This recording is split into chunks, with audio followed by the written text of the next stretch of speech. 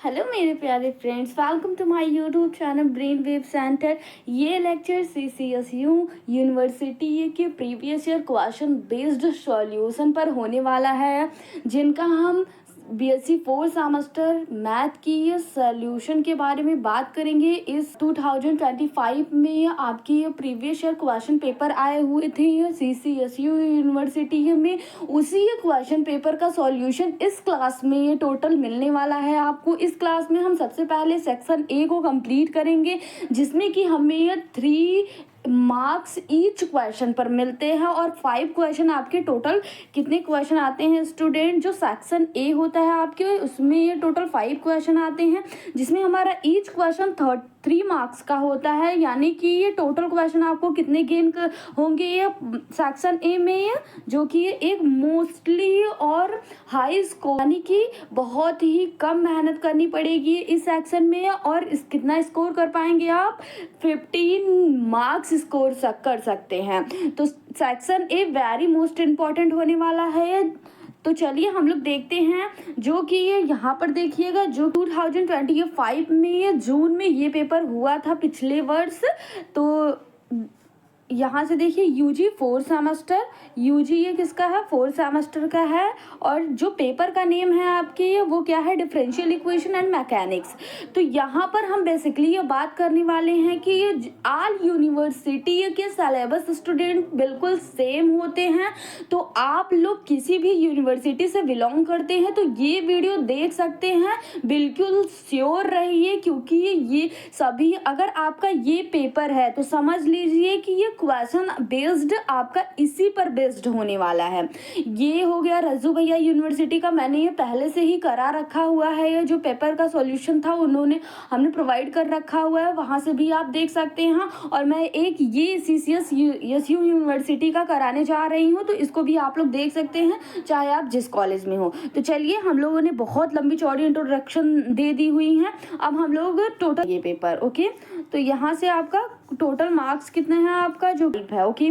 तो यहाँ से देखिएगा, जो सेक्शन ए है हम लोग कंप्लीट करने वाले हैं। क्वेश्चन जो आपका पेपर का PDF आपको लिंक प्रोवाइड कर देंगे, वहाँ से आप लोग चेकआउट कर लीजिएगा, जो कि आपका CCSU यूनिवर्सिटी का पेपर है, वहाँ से आप चेकआउट कर लीजिएगा कि कौन सा पेपर है आपका।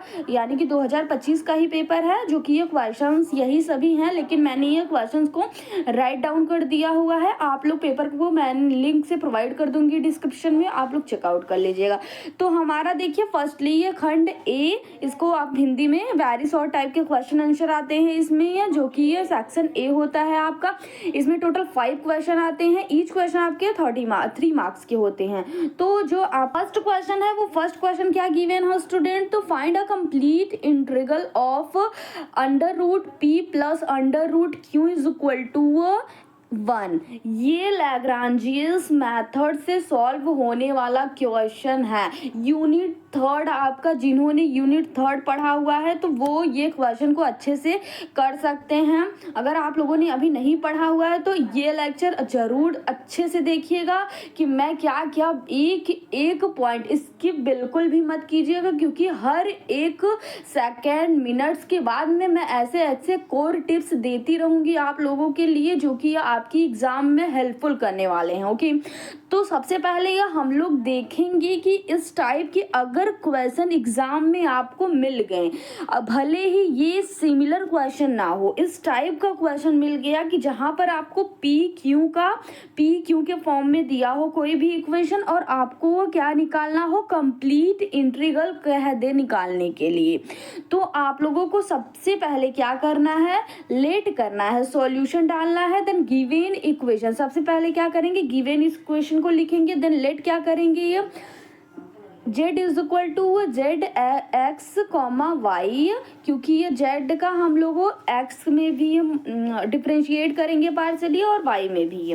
तो p को हम बेसिकली ये किस फॉर्म में लिख सकते हैं, ये लर्न करने वाली पॉइंट हो, p को हम लोग बेसिकली ये dz/डेवा x लिख सकते हैं, और q को हम लोग डेवा z/डेवा y। यानी कि अगर हम z को किसी भी फंक्शन z का y के रिस्पेक्ट में डिफ्रेंशिएट करते हैं पार्शियली तो उसको हम क्यू से डायरेक्ट डिनोट कर सकते हैं। इस पूरी वैल्यू किसके इक्वल हो जाएगी, क्यू के। और डेवा जेड अपॉन डेवा एक्स ये पूरी वैल्यू किसके इक्वल हो जाएगी, आपकी पी के इक्वल हो जाएगी। तो यहाँ से आई होप इतना चीज़ क्लियर हो गया होगा आपको कि ये कैसे लिखा गया। ये हम लोगों ने मान लिया हुआ है कोई फंक्शन हमारा जेड है जो कि ये इसके इक्वल है, ये हमने ये किसी फंक्शन जेड के इक्वल लेट कर लिया हुआ है। तो यहाँ से देखिएगा गिवन डाटा क्या है, ये है। तो यहाँ से अंडर रूट पी की वैल्यू हम लोग फाइंड आउट कर सकते हैं। तो पी की वैल्यू क्या हो जाएगी, 1 माइनस, क्योंकि ये 1 यहाँ पर है, माइनस का क्यों इधर प्लस का है तो इधर माइनस का हो जाएगा। तो माइनस का क्यों हो जाएगा, P is equal to under root है तो अंडर रूट हटेगा तो इधर क्या हो जाएगा, स्क्वायर में हो जाएगा। तो 1 माइनस अंडर रूट क्यों का स्क्वायर हो जाएगा। बट यहाँ पर देखिए पी जो है वो किसके इक्वल है, डेवा जेड अपॉन डेवा एक्स की, क्योंकि हम लोगों ने ऊपर से देखा हुआ है। हेंस तब क्या हो जाएगा जब आपका, तो del z upon del x is equal to हम लोग क्या लिख सकते हैं, जो कि ये पी जिसके इक्वल है तो ये किसके इक्वल हो जाएगा, डेवा जेड अपॉन डेवा एक्स के। ये इसके इक्वल भी तो हो जाएगा, तो जो इसके इक्वल होगा तो ये आपका किसके इक्वल हो जाएगा, इसके इक्वल हो जाएगा। तो यही यहाँ से लिखा गया है, ये इसके इक्वल हो जाएगा। अब क्या करेंगे हम लोग, integration with respect to X. अब दोनों साइड हम लोग क्या कर देंगे, इंटीग्रेशन कर देंगे। तो देखिए क्या आता है, हम Z is equal to 1 minus under root में ये क्यों आ जाएगा, यहाँ से इंटीग्रेशन करेंगे यहाँ से, तो यहाँ से करेंगे एक्स के रिस्पेक्ट में, ये तो जेड आ जाएगा डी, और यहाँ से करेंगे एक्स के रिस्पेक्ट में। तो सबसे पहले ये एक्स के रिस्पेक्ट में किया गया है हमारा, तो यहाँ से ये 1 माइनस का अंडर रूट में स्क्वायर आ जाएगा एक्स प्लस फाइव वाई, यानी कि हम treating Q is a constant, Q को हम लोग कांस्टेंट के रूप में लेकर हम लोग इसको सॉल्व कर रहे हैं ना। तो इसीलिए ये क्या आ जाएगा, यहाँ पर एक x के, यानी कि ये पूरी वैल्यू आपकी कांस्टेंट हो जाएगी। तो इसका अगर मान लीजिए किसी 1 हमारा कांस्टेंट है, इस पूरी वैल्यू को हम 1 के इक्वल लेट कर लेते हैं और dx के रिस्पेक्ट में हम इंटीग्रेशन करेंगे तो हमारा टोटल क्या आ जाएगा, x ही तो आएगा। तो यहाँ पर 1x आएगा, तो 1 हम नहीं लिखेंगे क्योंकि 1 a का मल्टीप्लाई यानी वही होता है। तो यहाँ पर 1 की जगह पर ये पूरी वैल्यू थी और x यहाँ पर लिखा गया है। समझ में आया ना इंटीग्रेशन कैसे हो। और ये टर्म आपकी कांस्टेंट है, यहाँ पर आप लोग c भी लिख सकते हैं। ये पूरी टर्म एक कांस्टेंट टर्म ऐड होती है इंटीग्रेशन सॉल्यूशन के बाद में। तो वेयर जहाँ पर यहाँ से देखिए phi of Y is a arbitrary function. अब क्या करेंगे, differentiate with respect to Y. अब हम इसी इक्वेशन को क्या कर देंगे, वाई के रिस्पेक्ट में डिफरेंशिएट करेंगे ये। देन हमारा क्या आएगा, इस इक्वेशन को नहीं करना है, ये वाली इक्वेशन को करना है, जो क्यों आप लोगों ने लिया था ना, Q is equal to this term, तो इसको हम लोग इंटीग्रेट करेंगे। तो ये देखिए क्यों इज इक्वल टू क्या हमने माना था, माना नहीं था, इसको लिख सकते हैं, डेवा जेड अपॉन डेवा वाई लिख सकते हैं। देन यहाँ से इज इक्वल टू आपका आ जाएगा। अब इसको हम लोग कैसे लिखेंगे, तो माइनस का, अब डेवा जेड अपॉन डेवा वाई कैसे लिखा जाता है, तो पी की वैल्यू हम लोग सबसे पहले देखिए, यहाँ से देखिए क्यों जो है हमारा इसको इसके इक्वल हुआ, तो जो हमारा अंडर रूट क्यों की वैल्यू कुछ इस तरीके से निकलेगी हमारी, देखिए यहाँ से, तो क्यों की वैल्यू कुछ इस तरीके से निकलेगी। इक्वेशन फर्स्ट से ही ये हम लोगों ने रिलेट किया हुआ है इनके। तो यहाँ से देखिएगा जेड की जो है हम क्या करेंगे, डिफ्रेंशिएशन करेंगे, क्योंकि जेड की वैल्यू यहाँ पर मिल गई है।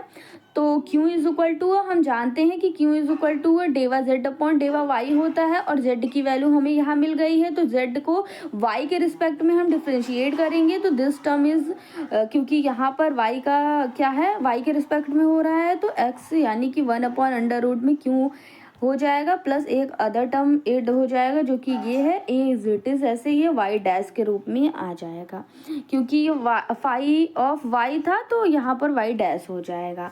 और ये टर्म जो हो जाएगी यहाँ पर देखिए, इसको सॉल्व करेंगे ये, तो ये यहाँ पर माइनस का एक्स हो जाएगा और वहाँ पर इंटू में क्या हो जाएगा, 1/2 अंडर रूट। इसका सॉल्व करने के बाद अब देखिएगा क्या करेंगे, क्यू इज इक्वल टू क्या आ जाएगा, माइनस का एक्स 1 माइनस क्यू, और यहाँ से ये देखिए हम लोगों ने सॉल्व किया, प्लस का एज इट इज़, फिर फाई ऑफ ये वाली टर्म को हम लोग निकाल लेंगे ये, तो ये पूरी वैल्यू को हम लोग इक्वेशन की इधर साइड लाएंगे तो प्लस में हो जाएगा। तो integration with respect to Y, अब क्या कर देंगे, ये इसका इंटीग्रेशन कर देंगे, ये वाई के रिस्पेक्ट में तो डैश है तो इसका इंटीग्रेशन करेंगे तो हमारा क्या आ जाएगी, टोटल वैल्यू क्या आ जाएगी, ये आपकी फाई ऑफ वाई आ जाएगी इज इक्वल टू, यहाँ से वाई के रिस्पेक्ट में करेंगे तो क्यों वाई आ जाएगी, क्यों इज द कॉन्स्टेंट टर्म, तो यहाँ से क्यों वाई आ जाएगा प्लस, और इसका वाई के रिस्पेक्ट में करेंगे तो x/2 हम लोगों ने कांस्टेंट वैल्यू को कॉमन लिया हुआ है। देन यहाँ पर ये वैल्यू 1 माइनस अंडर रूट में क्यों इसको सॉल्व करेंगे तो हमारा ये वैल्यू आ जाएगी प्लस में c है, वेयर जहाँ पर c is the constant, hence complete integral is z is equal to क्या आ जाएगा, कंप्लीट इंटीग्रेशन जो आ जाएगा वो क्या आ जाएगा, दोनों को ऐड कर देंगे तो हमारा कंप्लीट इंटीग्रेशन मिल जाएगा। तो यहाँ से ये है, और फाई ऑफ वाई की वैल्यू भी हम यहाँ पर जेड वाली इक्वेशन, यानी कि यहाँ जो जेड की इक्वेशन हम लोगों ने निकाली हुई थी ये वाली इक्वेशन, इसको आप लोग चाहे तो ए लेट कर लीजिएगा, यहाँ पर फाई ऑफ ए की वैल्यू निकाल कर यहीं पुट कर देंगे तो हमारी कंप्लीट इंटीग्रेशन हो जाएगी, where Q is the arbitrary a constant and C is a constant. Okay, यहाँ से आपका एक अदर टर्म जो इंटीग्रेशन में अदर टर्म आती है वो ये आती है, यहाँ पर दिया गया है, इसकी पूरी वैल्यू थी, यहाँ पर हमने पुट कर दिया हुआ है। ओके, तो ये आपका कंप्लीट क्वेश्चन हुआ स्टूडेंट्स। अगर आप एक क्वेश्चन को अच्छे से समझ जाते हैं, केवल इसमें खेल क्या है, इंटीग्रेशन का खेल है, अगर वो करने अच्छे से आता है तो आप लोग अच्छे से कर पाएंगे। एक बार x के रिस्पेक्ट में करेंगे इंटीग्रेशन, एक बार y के रिस्पेक्ट में, दोनों को हम क्या कर देंगे, z की वैल्यू में रख देंगे, देन हमारा कंप्लीट आंसर आ जाएगा। अब हम क्वेश्चन 2 देखते हैं, जो कि ये हमारा क्या कह रहा है कि ये सॉल्व, ये क्वेश्चन गिवन है, जो कि ये is it is question given है आपकी एग्जाम पेपर में। तो del two z is equal, del two z upon del x square minus का del two z upon del y square is equal to 0, ये हमें प्रूफ करके दिखाना है। तो सबसे पहले ये क्वेश्चन देखते ही हमें पहचान जाना है कि ये किस यूनिट का है, यूनिट थर्ड का। तो यूनिट थर्ड में देखिए कि the given equation is a standard of A homogeneous linear partially differential equation, it's general solution. अब इस पूरे क्वेश्चन का जो पार्शियली डिफरेंशियल इक्वेशन, अब इसको लर्न ही कर लीजिए आप लोग, अगर नहीं याद रहेगा कुछ तो आप एक जनरल सॉल्यूशन लिख देंगे तो 1 मार्क्स दे देगा। तो यहाँ पर सबसे पहले लर्न क्या करेंगे ये कि एक पार्शियल डिफरेंशियल इक्वेशन होमोजेनियस का फॉर्मूला क्या होता है, general solution z is equal to phi of x plus Y plus psi of x minus Y, ये जनरल सॉल्यूशन होता है, जहां पर आपका फाई और psi are the arbitrary function of their arguments. अब वेरिफिकेशन करेंगे हम लोग, सबसे पहले क्या करेंगे, लेट कर लेंगे ये, देखिएगा क्वेश्चन एक बार हम लिख लेते हैं यहाँ पर, जो हमारा क्या है, z इज इक्वल टू क्या है आपका x phi of x plus y है and plus psi of x minus y है, ये है। तो यहाँ से हम लोग देखते हैं, तो यहाँ से देखिएगा आप लोग, तो लेट कर लेते हैं। सबसे पहले अगर इसको हम सॉल्व करेंगे तो सॉल्व इजीली तरीके से नहीं होगा, तो हम बीच वाली वैल्यू को हम लोग एक टर्म लेट करेंगे। तो हम लोगों ने u के इक्वल लेट किया x प्लस वाई को और v के इक्वल लेट किया x माइनस वाई को। अब यही टर्म यहाँ पर पुट करेंगे, u यहाँ पर v, तो यहाँ से देखिए फाई ऑफ u हो गया प्लस साई ऑफ v हो गया। अब क्या करेंगे, इसका एक बार x के रिस्पेक्ट में पार्शियली डिफरेंशिएशन, फिर डबल डेरिवेटिव इसका निकालेंगे, फिर y के रिस्पेक्ट में भी ये, क्योंकि यहाँ से देखिए यहीं से आपको क्लियर होना चाहिए, क्योंकि ये देखिए हमें प्रूफ करना है, हम LHS लेकर चलेंगे, RHS को प्रूफ करेंगे कि ये 0 के इक्वल है। तो इसका पहले तो हम z ही हम लोग फाइंड आउट करेंगे कि z हमें कैसे मिला, एक जनरल सॉल्यूशन से। इसका हम सेकेंड टाइम डिफरेंशिएशन पार्शियली निकालेंगे y के रिस्पेक्ट में और z के रिस्पेक्ट में, देन दोनों की वैल्यू यहाँ पर पुट कर देंगे, जो अगर 0 के इक्वल आए तो ये प्रूफ हो जाएगा। तो ऐसे ही देखिए, तो क्या करेंगे, एक बार हम फर्स्ट डेरिवेटिव निकालते हैं, तो फाई ऑफ x हो जाएगा, डैश हो जाएगा, यहाँ पर x के रिस्पेक्ट में निकाल रहे हैं तो डेवा u अपॉन डेवा x हो जाएगा, क्योंकि ये अनदर वेरिएबल है। सेम एट इज इट यहाँ पर भी ये होगा, और टोटल वैल्यू कितना आ जाएगी, phi dash u plus psi dash v आ जाएगी। यहाँ से देखिएगा जो ये वैल्यूज आ रही है ना स्टूडेंट, ये और ये टर्म, ये कहाँ से फाइंड आउट होगी, ये इस जो लेट वाले टर्म से फाइंड आउट होगी, क्योंकि यहाँ पर u की वैल्यू आपकी दी गई है, तो डेवा u अपॉन डेवा x की वैल्यू आप लोग निकाल सकते हैं। u का क्या करेंगे, ये इस इक्वेशन का x के रिस्पेक्ट में पार्शियली डिफरेंशिएट करेंगे, जब पार्शियली करेंगे तो y हमारा कॉन्स्टेंट यानी कि y कांस्टेंट हो जाएगा, x के रिस्पेक्ट में करेंगे तो 1 आ जाएगा, y की वैल्यू 0 आ जाएगी। एज इट इज़ ये भी ऐसे ही होगा, दोनों इसी तरीके से होंगे, यानी कि सारे टर्म इसी तरीके से ऊपर वाले से सॉल्व होंगे। ये आप लोग पार्शियली डिफरेंशिएशन कर लीजिएगा। फिर यहाँ से वैल्यूज़ निकालने के बाद में जो टोटल टर्म्स आ गई हैं, ये इस दोनों की वैल्यू मिल गई हैं। यहाँ पर हम इक्वेशन में रखेंगे, LHS पार्ट में रखेंगे और RHS हमारा 0 आ जाएगा। ये प्रूव्ड हो गया स्टूडेंट, तो हेंस वेरीफाई है। और यहाँ पर एक जनरल सॉल्यूशन ये होता है पार्शियल डिफरेंशियल इक्वेशन का, तो इसको भी आप लोग लिख लीजिएगा कहीं पर। और ऐसे क्वेश्चन में हमेशा आपको यही विधि लगाना है, यही मेथड लगाना है। अगर इस टाइप का कोई भी क्वेश्चन पार्शियल डिफरेंशियल इक्वेशन यानी कि डेवा फॉर्म में दिया हो, जिसको कि प्रूव करना हो 0 की इक्वल या फिर कोई अनदर टर्म के इक्वल प्रूव करना हो, तो सेम ऐसे ही करना है। अब देखिएगा जो थर्ड क्वेश्चन है स्टूडेंट, हम लोगों का थर्ड क्वेश्चन है, जो कि आपकी क्वेश्चन जो है वो आपके पेपर में आया हुआ है। तो from a partial differential equation by eliminating A and B, यानी कि इस पार्शियल डिफरेंशियल इक्वेशन हमें सॉल्व करना है जिसमें कि ए और बी हमारा ना हो, यानी कि जो इक्वेशन दिया गया हो यही इक्वेशन हमें z इज इक्वल टू ऐसा कुछ फाइंड आउट करना है जिसमें हमारा ए और बी उसमें ना हो, यानी कि कांस्टेंट ना हो। कांस्टेंट को हमें क्या करना है, एलिमिनेट करना है। तो ये हमारा लैग्रांजियंस मेथड से सॉल्व होगा, जिसमें कि हम लोगों को बताया गया है कि कैसे हमें सॉल्व करना है। सबसे पहले गिवन डेटा को लिखेंगे, z is equal to this term, equation A हम लोग लेट कर लेंगे यहाँ पर, एंड इसमें differentiate equation A partially with respect to x के रिस्पेक्ट में हम क्या करेंगे, इक्वेशन ए को करेंगे ये पार्शियली डिफरेंशिएट। तो डेवा z अपॉन डेवा x is equal to y plus B is equal to p के इक्वल आ जाएगा। अभी हमने फर्स्ट ही क्वेश्चन में डिस्कस किया हुआ था कि डेवा z अपॉन डेवा x को हम लोग क्या लिख सकते हैं, p लिख सकते हैं, लिखा जाता है। तो हम लोग क्या करेंगे, ये इसका जब करेंगे तो ये जो b आया हुआ है ना स्टूडेंट, यहाँ से ये देखिएगा जो z की वैल्यू b यहाँ से x के रिस्पेक्ट में करेंगे तो x का 1 हो जाएगा, देन इसका क्या हो जाएगा, 0 हो जाएगा। जब 1 की मल्टीप्लाई इसमें करेंगे तो केवल यही वैल्यू आपकी एज इट इज बच जाएगी। इक्वेशन 1 इसको लेट कर लेंगे। देन अब z यानी कि a वाले इक्वेशन को हम पार्शियली डिफरेंशिएट करेंगे y के रिस्पेक्ट में। तो डेवा z अपॉन डेवा y जो कि q के इक्वल होता है, वो partial differentiation by x plus a बचेगा यहाँ पर। नाउ फ्रॉम इक्वेशन a, अब इक्वेशन a में इक्वेशन 1 और 2 की वैल्यूज जो आई हैं वो पुट होंगी।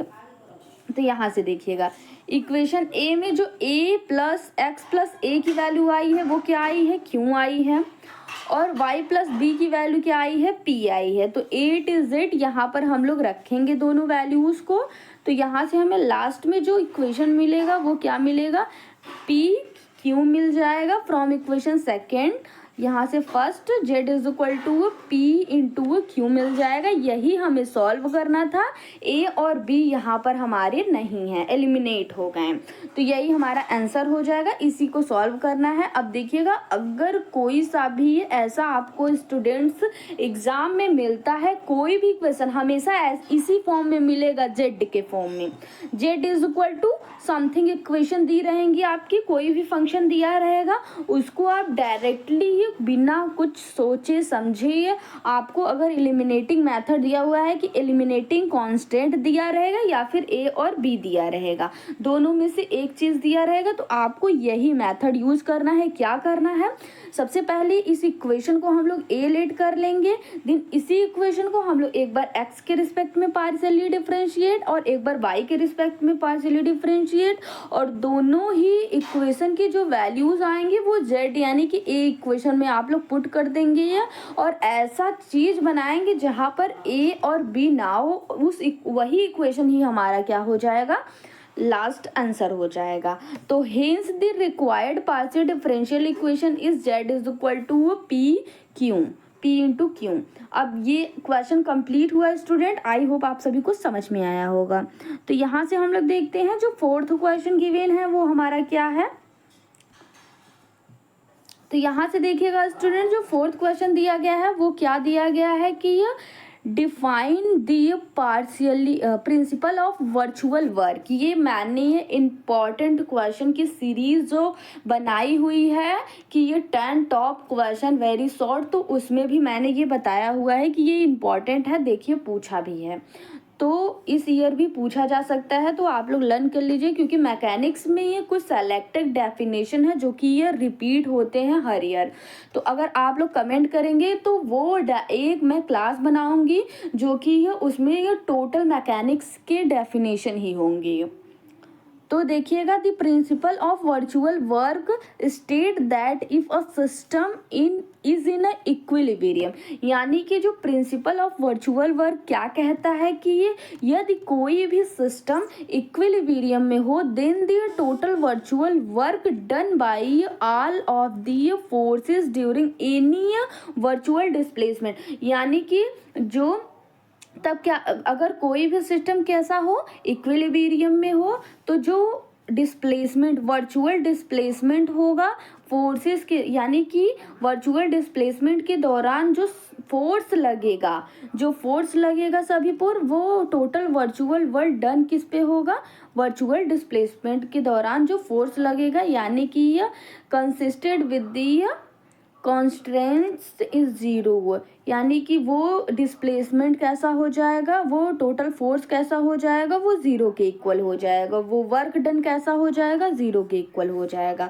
तो that is a del W is equal to क्या है, ज़ीरो, यानी कि जो डिस्प्लेसमेंट वर्क है वो किसके इक्वल हो जाएगा, वर्चुअल डिस्प्लेसमेंट वर्क वो ज़ीरो के इक्वल हो जाएगा।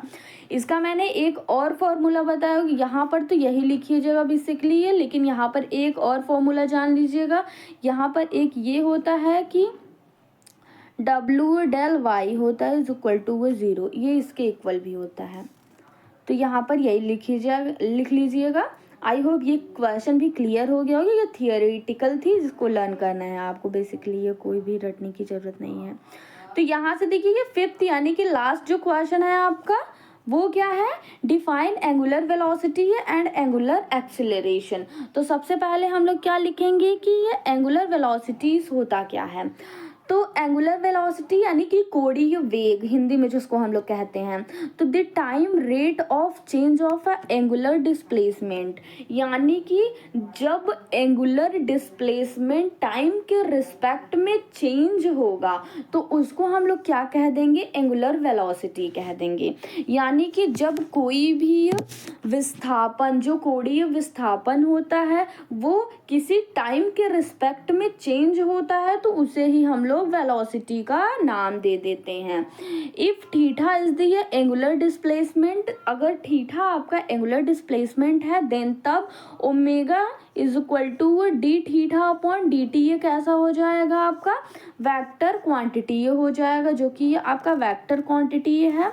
यहाँ पर एंगुलर एक्सेलरेशन क्या होता है, अब देखिए, एंगुलर आपका वेलोसिटी खत्म होता है, ये आपका फॉर्मूला है एंगुलर वेलोसिटी का। तो थीटा जहाँ पर आपका क्या है, एंगुलर डिस्प्लेसमेंट है, तो इसको हम लोग क्या लिखेंगे, एंगुलर एक्सेलरेशन क्या होता है, द टाइम, एक मिनट ऊपर कर लेती हूँ थोड़ा सा। तो the time rate of change of a angular velocity, यानी कि जब वेलोसिटी, जो कोणीय वेग होगी, जब एंगुलर वेलोसिटी टाइम के रिस्पेक्ट में चेंज होगी तो वो क्या कहलाएगी, एंगुलर एक्सेलरेशन। अब देखिए, यहाँ पर बिल्कुल कंफ्यूज होने की कोई ज़रूरत नहीं है, एक बार मैं अगेन आप लोगों को बता रही हूँ। जब ये ध्यान रखिएगा कि एंगुलर वेलोसिटी क्या होती है, जब वेलोसिटी पूछे तो उसके पीछे हम लोग क्या पढ़े थे क्लास 12th में, डिस्प्लेसमेंट। पहले डिस्प्लेसमेंट पढ़े थे, देन वेलोसिटी पढ़े थे। तो डिस्प्लेसमेंट का चेंज ही क्या कहलाता है, टाइम के रिस्पेक्ट में एंगुलर वेलोसिटी कहलाता है। वहाँ पर हम लोग सिंपल सा पढ़े कि डिस्प्लेसमेंट का चेंज हमारा वेलोसिटी कहलाता है, तो यहाँ पर एंगुलर दे दिया है तो सिंपल एंगुलर लगा दीजिए बस।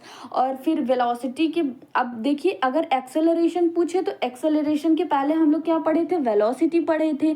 तो वेलोसिटी का टाइम के रिस्पेक्ट में चेंज ही एंगुलर क्या कहलाता है, एक्सेलरेशन कहलाता है। आई होप क्लियर हो गया होगा। If omega is the angular velocity, then यहाँ पर ये एंगुलर वेलोसिटी माना गया है ओमेगा को, आप लोग वी भी मान सकते हैं एज इट इज। जैसे आपका मन करे, लेकिन ओमेगा ज़्यादा बेटर पड़ेगा क्योंकि ये यहाँ पर एंगुलर दे दिया गया है।